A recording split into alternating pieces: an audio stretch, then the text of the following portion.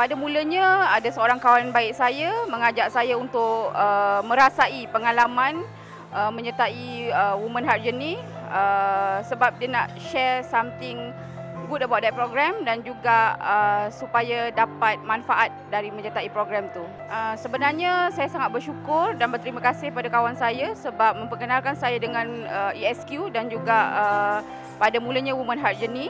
Sebab dengan menyertai program Women Heart Journey, saya rasa betul-betul merubah diri saya yang selama ni kita sebagai seorang perempuan biasanya suka menyimpan sesuatu di dalam hati. Tak nak buang kisah-kisah lama. Dan daripada program ni kita dapat riliskan benda-benda yang kita tak suka, and then kita dapat berdamai dengan masa lalu kita dan kita boleh embrace our future dan kita bersyukur dengan apa yang kita hadapi dan kita ada sekarang.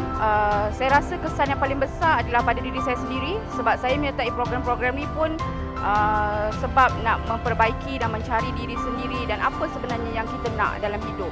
Dan bila menyertai program ni, saya banyak lebih bersabar, banyak lebih muhasabah diri dan bersyukur dengan apa yang saya ada dan dapat melupakan kisah silam, tidak ada rasa dendam dalam hati dan bersyukur dapat jumpa kawan-kawan baru dan lebih banyak networking lepas ni insya-Allah.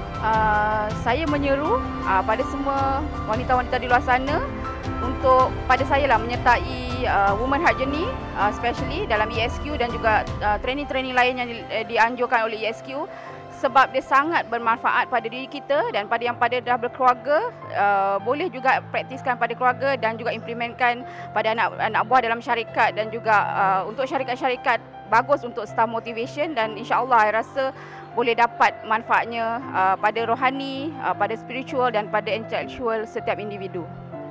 Terima kasih.